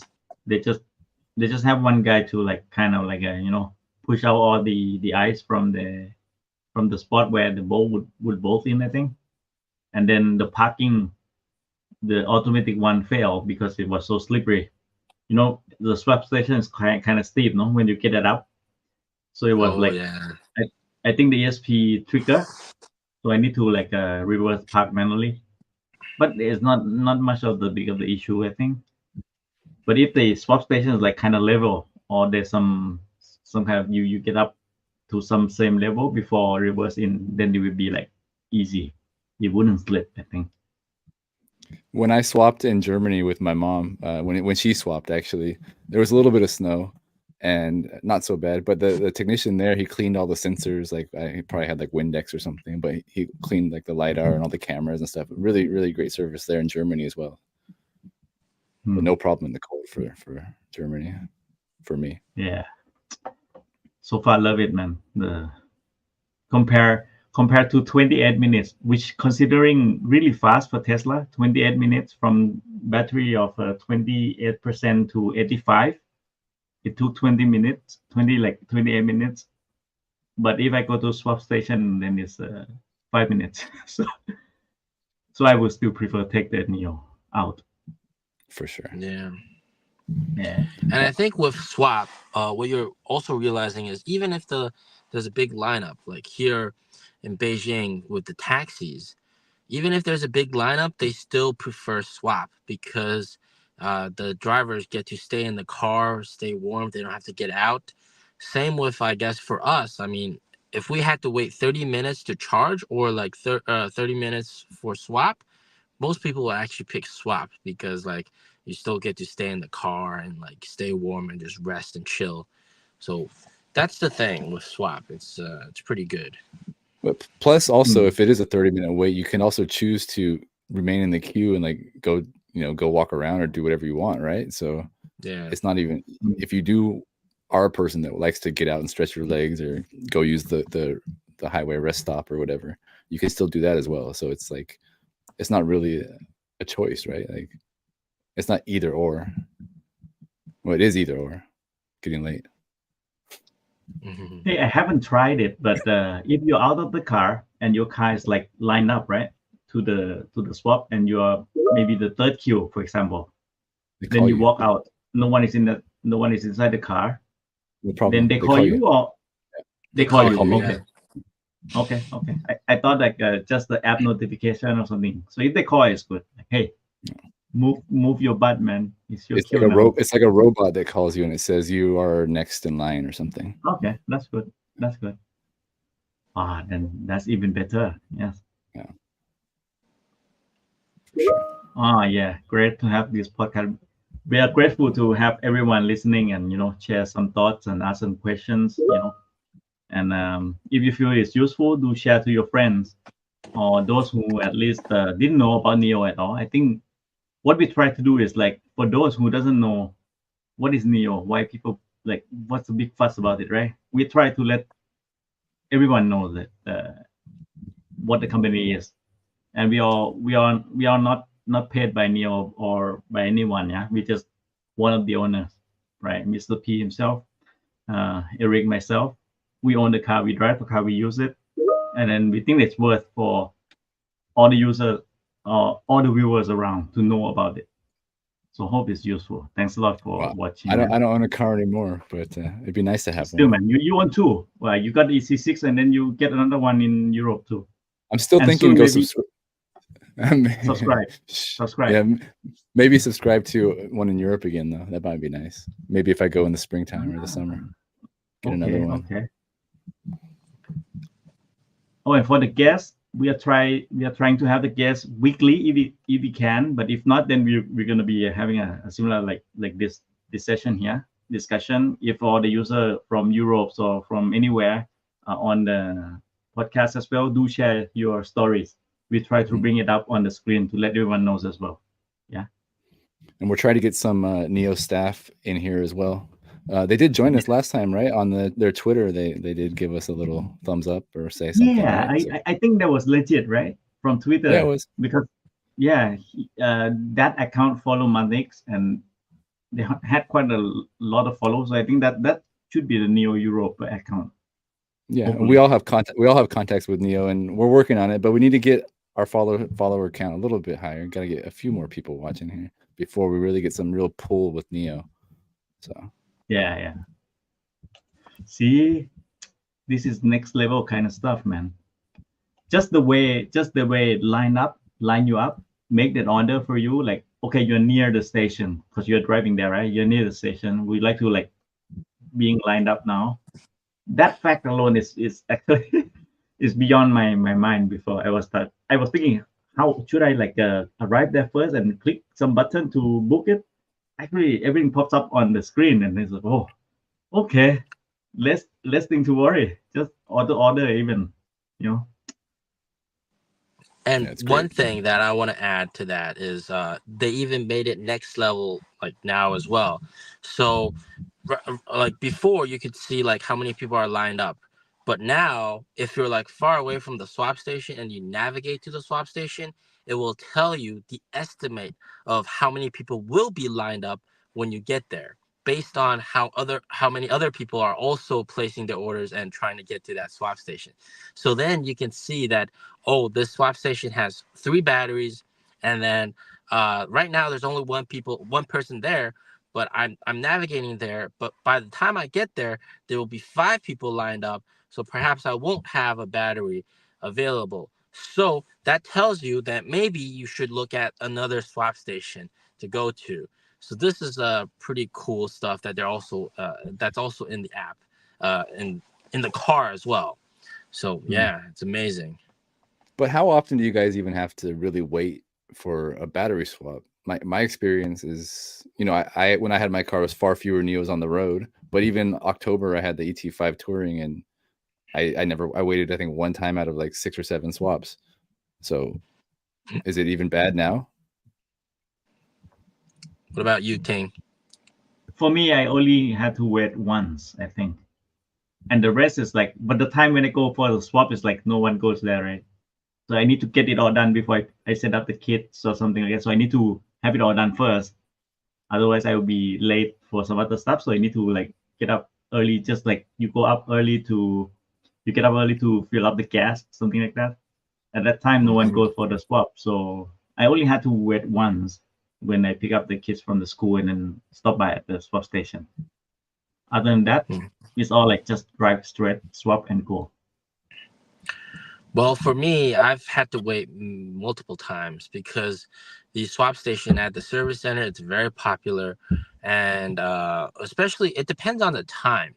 So if you're going at like 2 p.m., there's not gonna be like anybody there, so you'll probably get the swap right away. But like after 5, it's a roll of a dice. You could have as many as 3 people, 4 people there, even 5 people lined up. But for me, like, you know, at that place, if it's 5 people lined up, then I would like go line up anyway. Like just line up and then go into the store, chat with the NIO manager, get a coffee or something like that. Make a video. And yeah. So it's pretty chill to like line up there. Also at like some of the most intense lineup I have ever had was a 3-hour lineup at one of the NIO houses at Beijing. It's the one at Zhongguancun. That was a Gen 1 swap station, and everybody that goes to the NIO house basically gets a swap there. So you have like 17, 18 people, 20 people lined up for battery swap, but people are just chilling at the NIO house. So it takes you like 3 hours, but you're at the NIO house, so it doesn't matter. And yeah, but that's Gen 1 swap station. So yeah, that shouldn't really happen anymore. But I've had some quite long waits, but it's more like busy hours during like very popular locations. Yeah.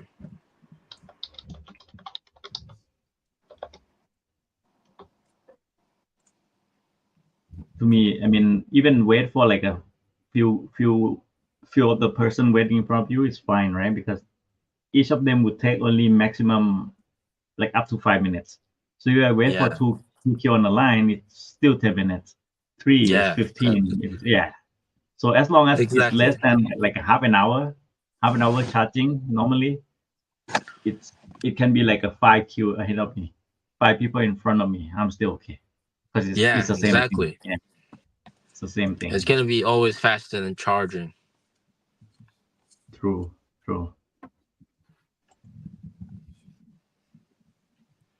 It's been done for a German user. Yeah, they definitely need to get those fully automated as soon as possible and 24 hours a day and open. All the ones built actually open, even if they're not 24 hours a day, just open them. So many are just sitting there. Yeah, 9 to 7 is kind of a bummer because yeah, I mean, like, that means if you're going early, leaving early for work, you're leaving at 7 or 8, then you can't swap. And if you finish late at work, you can't swap. That's kind of but I guess I understand, like, they want to have a technician there to like help people with the swap and stuff, but they should make it automated, right? And then maybe have a guy on standby and just be like around the area, and if there's any help needed, and then be able to go there. I But mean, yeah, that's go ahead. I was gonna say if they it's a labor issue, like cost of labor, or because whatever the case may be, they could do automated from like 6 to 9 and then have a staff there when they think it's going to be busier, right? 9 to 7, and then do automated again like 7 till 10 if they have to close it for a certain time. You would think something like that would be possible, where people going to work or after work could actually swap their battery. I really don't get it. Yeah, they should just make it fully automated. Yeah. For sure. So that's like a Gen 1 station in China. Like the one in Germany, you say it's not fully automated. You still need to have Germans the guy clicking. Gen 2. Or Gen 2, okay. Yeah. But even Gen 2 can be automated because they had a lot of them in Shenzhen fully automated previously. They were Gen 2.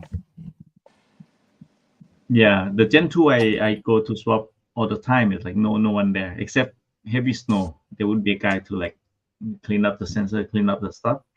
But apart from that, everything is done automatically. So okay.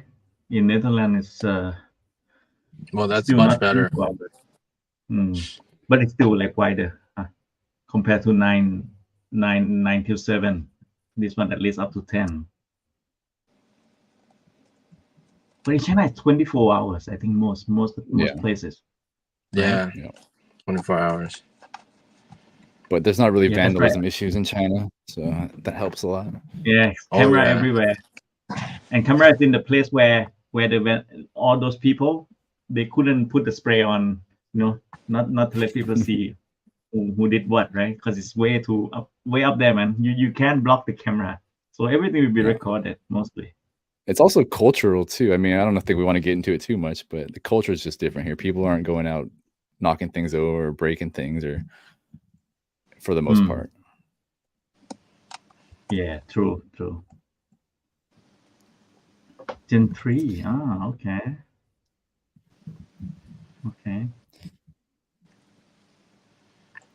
Gen 4 start in China in April, right? April this year. April. But April this year, okay, it's like compatible with all the car they have anyway, but there's no, the EP9 itself is not available yet. Which means there wouldn't be any 120 kilowatt hour battery there. It's still 75 and 100. Yeah. And maybe 150, I don't know. You guys think 150 kilowatt hour would come out around when? Eric, you go first. When do I think it'll come out? I mean, who knows, man? They did the launch video with William Li, and since then, NIO Day, they didn't talk about it. I haven't seen on the app them talk about it. Have they mentioned it again since then? Yeah, I mean, the test with ET7, if it was done with the ET5, maybe they have 1,100 kilometers. I don't know. Yeah. Oh, the ET7 is actually the most efficient. Most efficient? Okay. Yeah, so it was right to choose the ET7. So which means if you try on ET5, it will be less? That doesn't sound before good. the range would be, it would be a little bit less. The motors are different. Yeah. Okay. Yeah. Slightly different. Yeah. So Okay, I that's think interesting. putting the timeline for the 150 battery, just to remind you guys all, it was announced at the end of 2020, right? Yeah. End of 2020 for delivery, end of 2022. Obviously, that did not happen. They pushed that to summer of 2023. That did not happen. Pushed it back to Q4 of 2023. Still did not happen. So it's any guess when it'll come out. I think it's pretty much ready. So probably this year they'll have it come out. But again, this battery pack is so expensive that it's not for sale. Nobody's gonna pay like the price of an ET5 just for like some extra kilowatt hours. That doesn't make sense. And it's going to be pretty much strictly for rental. So you rent the battery if you need it, and it's going to be very low volume. But I mean, it gets the job done. And I think if you want to buy the battery and pay an arm and a leg for it, I guess NIO will let you do it. Yeah. It's for advertising. Yes, it's for advertising. Yeah. Which means it won't be as many 150 kilowatt hour around. There might be Yeah. only like in Beijing maybe 10. I don't know. One for each swap station, probably. Maybe. Oh Yeah. yeah. Yeah. One for each swap station, probably. Max. Max one. Yeah. And it maybe will. those user they will use for charging. They will not use for swapping, because they may like reach the place without any swaps. So they'll just keep 150 with them. If they couldn't find the 150 to swap, they just keep it and charge it instead. Because you reach Yeah. 600 kilometers, charge it, finish your trip, whatever, come back 600 kilometers, it's still okay. And you keep it. If you swap it out, maybe you won't get it back. Yeah. There's I no mean, 150 around. yeah. Eric, you were saying? I was just saying, like, as an advertisement only, though, it actually was really a good advertisement because it got a lot of attention on social media out here. So it right before NIO Day too. It was a really, really big thing. Yeah. And NIO was able to achieve an actual range of 1,000 plus kilometers. With the other guys, it's like only a theoretical NEDC range of 1,000 kilometers. Actual range is probably like 600. And for those other guys, it's probably like rear wheel drive, like single motor, and with like a big battery and like really bad performance. Whereas the ET7, it's like pretty fast performance and dual motors. So if the ET7 was a single motor ET7, I mean, they probably get even further than that. So it just speaks to volume that a performance car can also get that much range. It's pretty nice. For sure. Some comparison, some contrast between filling up your tank and swapping. So that is in total would take you around 50 minutes, right? Which means we wait 2 person in front of us for swapping about the same time. And if you don't need to wait, then we take only like 5 minutes or less. And It's if you're as in line fast for as gas, filling up the tank, boys. Yeah. if you're in line for gas too, you're actually in the car sitting there waiting in line too, which is Exactly. You know. Exactly. Braking right. Yeah. Yep. But if I have 150, I might not need to swap, huh? It's enough range to like to get it in one sitting, one driving maybe. And if it's Yeah, fast like enough, you can just top up each time you stop. Still around, you manage the range as you go.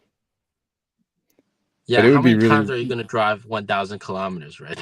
Yeah, in one sitting. Not possible. I was thinking it'd be really cool though if they had like a content creator, someone bigger than me, maybe Mr. P could do it, or drive like I don't know, Beijing to Xinjiang, or something really, really far, just swapping like 3 times to go all the way across China. That would be incredible. Like that would be hype video for sure. Get Wheels Boy I on think that we don't need crossing China to do it.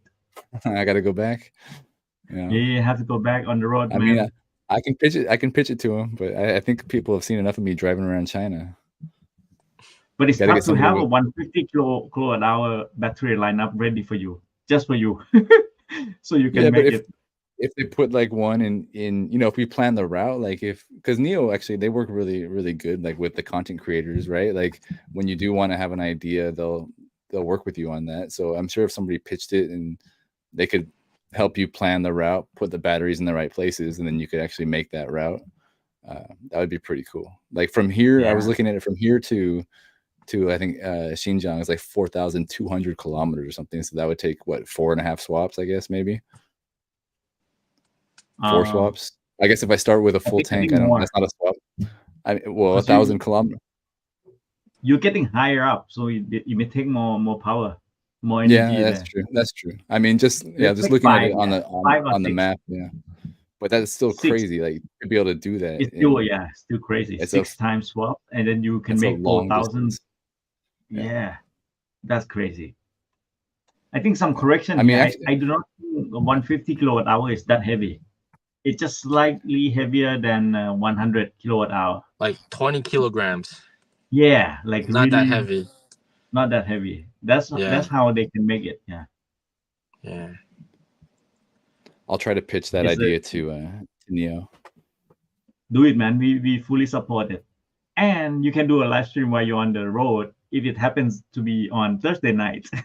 So we can keep this podcast running. Podcast. It'll be Thursday night and then Friday and then Saturday, just on the road nonstop. I give you some tips for the podcast, like live streaming while you're driving. So you can see both front and inside the car. That's cool. Man, I'll be so tired driving that far. But it'd be cool. Xinjiang's beautiful. And Ting, aren't we going to drive to Thailand? Aren't we working on a trip to Thailand? We're driving, right? I did try to check out some details. To go to Thailand, you need to have the CCS to GB adapter.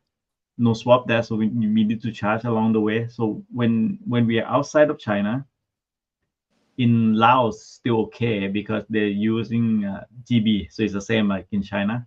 But when we cross from Laos to Thailand, you need to switch to CCS or Type 2, right?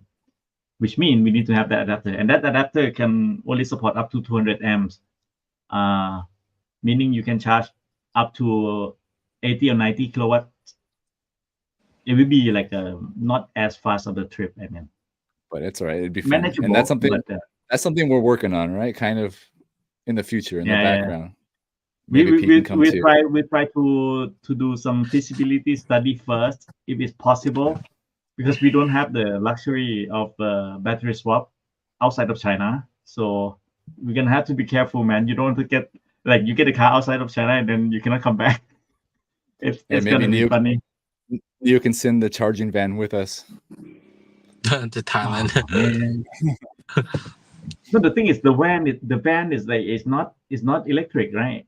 If you want to go like full electric, just for then it should not be with the van. So we should go with the charger, unless they set up the battery swap station just for us.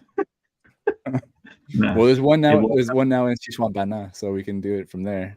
We can get from Xishuangbanna, swap, and then drive to Thailand, no problem. You got range for that. Yeah, CCS Type 2, correct. We need that adapter, then we can make it. It's not impossible. Many EV from China has done the route before there. So I know Li Auto, they actually went all the way to Thailand, right? To Bangkok, to everywhere. But they can fill the gas. So they didn't use electric mode at all, actually. I saw a video of them in Thailand with the Li Auto and showing all the people there. They were all, oh my God, this is Chinese. So NIO could do the same thing. Yeah. We can do it, man. Yep. We'll try. Let me clear my time also. But we might be able to get only one car, Eric. I don't think they can give like a caravan and then we have to all charging. I don't think it will work. We'll see. Maybe you can get one, and then I can manage to get one. I don't know. For Or I sure. drive I'll ask my him. car. Yeah.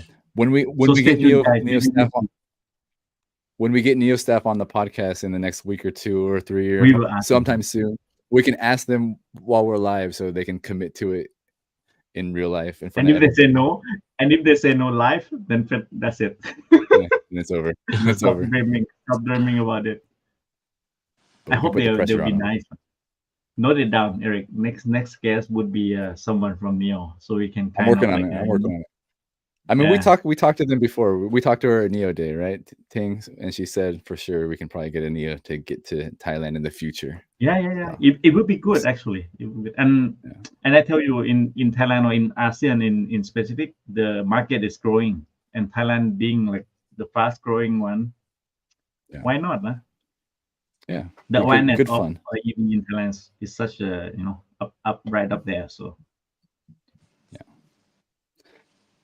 even use ACs, you need adapter because it's the reverse of Type 2, and you need to wait 11 hours each charging, so it will be too long.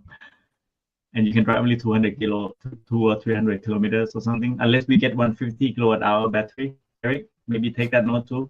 We get the 150 kilowatt hour battery on the new EP.07, the modified one that William was driving. That'd be perfect. That'd be perfect for the trip. And a bunch of NIO Life snacks to fuel us on the way. Some waffles and stuff. Oh yeah, and we can do a real-time review of all the NIO Life snacks and products. Yeah. That Hopefully sounds good. if we have 2 cars, right? Have a camp mode, 2 family. Oh, that'd be nice. I agree. Do we have anything else to talk about? Any more questions or anything tonight? I think we are pretty much covered most. If I miss any of the question or not, let me scroll it up.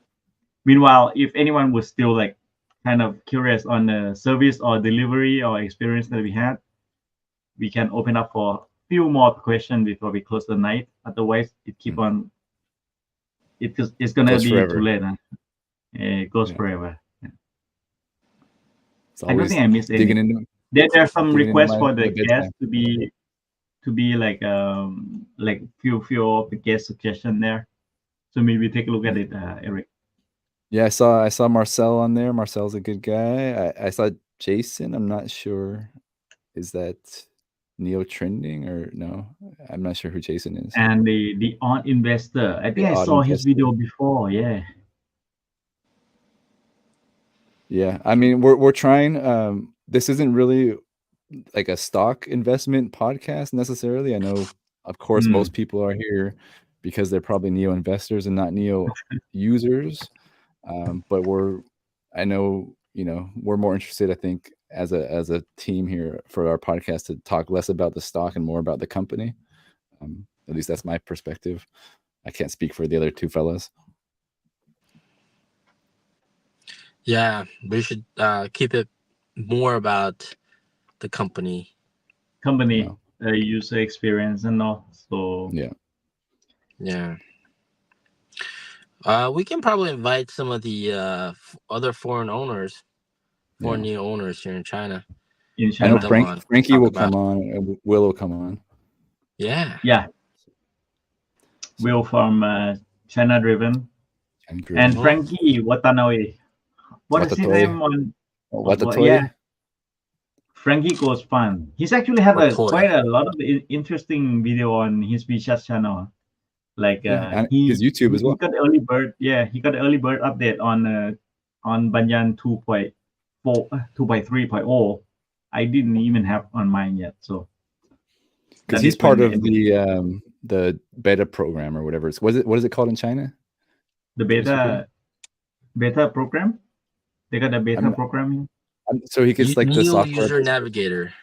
Oh, user navigator. That's right. It's like the user advisory board kind of in Europe.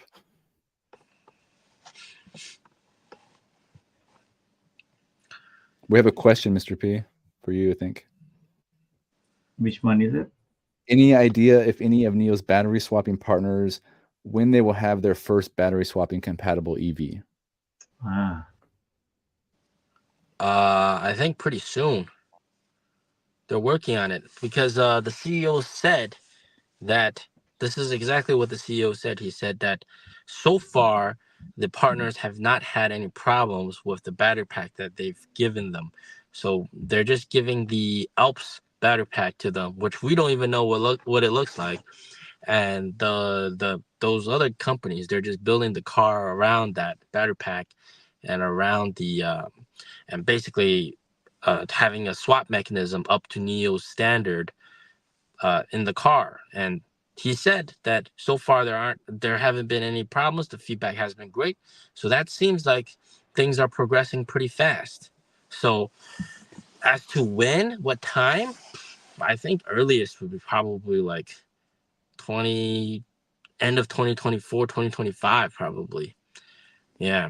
Because the sub brand's going to come out and then be able to swap, and then those other partner cars will probably need to be able to swap along with the sub brand, So probably 2025 is when we'll see those cars come out, compatible cars. If you had to make a prediction, Mr. P, which brand do you think will come out with a compatible, swappable battery first? First? Oh, yeah. My guess is probably like Geely, probably, because those guys are just super fast at like coming out with cars. That's true. Always something new with them. And they did try with the battery swap of their own too, right? Geely have their own swapping brand as well. I forgot the name. The one that the battery dropped on the road. Yeah. Oh, yeah, exactly. Yeah.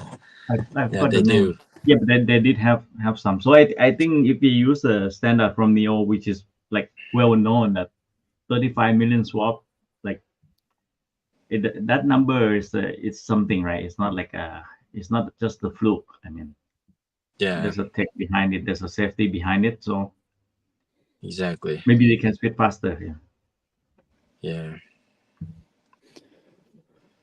Or JC. Your buddy says JC, huh? JC. Possibly. I think they're all going to come out with cars around the same time, 2025. Which means the same time as 89 coming out. The true separation between like a super ET9 and the sub brand for the mass. Yeah. ET9 for the deluxe. Okay. That's interesting, I think. We don't touch the stock price, huh, Miss P? Or you want to say something? Somebody asked about it. Yeah, I think we try not to speculate on the price or anything. We just try to let everyone know what's experience using a car, the tech, and everything that we experience ourselves, right? So I hope that's useful for some thoughts of the investor who still have some doubts. Yeah, for sure. I think if you're investing, you want to invest in a good company and understand the company from on a deeper level. So. Oh, okay. This I didn't know. I don't know also. NIO Capital and Power and NIO. Capital as in the venture capital? Like. No, NIO Capital is the company that is responsible for investing in a lot of other stuff. So it's like NIO's own investment fund, I guess. It's NIO Capital. That's what the relationship would be. And then like NIO Power is part of NIO. It's just and NIO's energy division. It's called NIO Power. Yeah. My observation's still the same. Yeah. The charger, I think the charger would make money. Like it would continue to generate the revenue. Because a lot of the EVs are actually using NIO chargers. Yeah, exactly. Cheaper than Tesla Supercharge, man. And NIO chargers are always in good locations too. Yeah. And the location is like when you charge, you will always face to the swap station. So each time when you go charge at the NIO Power, you say, yeah, these NIO folks, they just spend like 4 minutes and 5 minutes and then they're out. and I'm still need another 15. You got another question about the Middle East? UAE first. Expect Saudi too, right? To Saudi. I'm not sure about Saudi, but I know UAE is 100% for June. That's what the CEO said. So, yeah, I'm not too sure about Saudi, but shipping cars there will be very easy. I mean, it's not going to be, the challenge isn't shipping the cars there. The challenge would probably be like infrastructure and like getting the team up and running and having the same level of service and stuff, and battery swaps like working and all that stuff. Yeah, that will be the challenge. Yeah. And actually, if it can operate in UAE, then it would be easier to expand throughout the Gulf and Kingdom of Saudi Arabia, right? So possible. Yeah. Oh, okay. You know this news? Did you guys hear Hertz is selling off Tesla Model 3 for as low as $14,000? Would you buy a used rental EV? Piece of caca, if you ask me. I mean, I would buy one if I got a good thorough look at it and it test drove it and it seemed all right. For 14K, you can't really complain. 14K is good bargain here, man. If you go and take a look at the mileage, the conditions and everything, bring the OBD adapter, connect it in, check the battery and BMS and everything, and it's all good. I would pay for a Model 3. Why not? If degradation is not as it's not as high, right? We're not talking battery swap or anything here. So what comes with the car stay with the car. So you need to check before you buy that it's good enough. Yeah, exactly. Or else the battery itself is going to cost you 15K. So there you go. Depends on the warranty, right? Too. So yeah, they took the big bet right at that time when they bought a bunch of the Model 3. I think 2020, and now it's like it seems to be backfiring. Seems to be a little bit of the trouble. Oh, hope they come out okay lah. Okay, guys, I think we're passing 2 hours. We know that we try to, if we do not have any guests, we try to keep it 45 minutes. But I don't think 45 minutes is enough to answer all of the questions for our viewers, right? So it's okay to keep a good discussion go around. So I think it's good time maybe. Oh, when we say this, then more question would come. Yeah. So maybe one more question. One more question. Okay, I have 2. So you pick one. Is there 2? I only see 1. You pick it. I only see 1. Wait. You don't see comment? You should see comment. Okay. I see comment. No, I only see 1 question, and that's I guess the other one is nervous about the phone. Oh wait. Okay. Maybe this one would be the easier one before the next one. I'm very nervous about the phone and the lack of news about it. Okay, I'm not as worried, a user I'm of not worried the about phone, the phone. I'm not. For me, I'm one of the user. Eric is one. Mr. P, if he get the NT 2.0 car later, hopefully he will get one too, right? So recently the update has the Google mobile service, which expand the usability of the phone and the possibility of expand to any other market if it passed the regulatory approval at that market. So I do think that at this market that NIO is selling, they should be able to get the phone there too. And in China, I don't think the phone is the bust. I mean, it sells well. So for me, I'm not too worried. I mean, it only sells well to NIO users, but to them it sells well. Unfortunately, but I was thinking about them licensing the capability of the ultra wideband because it's like a generic standard, right? So if other cars that support ultra wideband can use the same capability from NIO phone, so it can actually be linked to any other cars too. But it may be not under their scope, right? But the hardware itself is capable.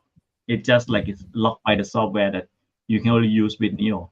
but most of the car right now it's the auto wideband, the capability key fob, right? So it should be able to adopt the same standard.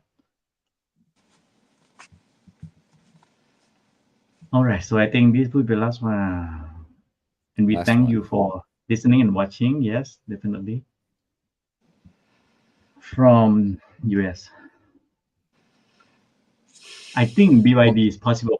Lee maybe not.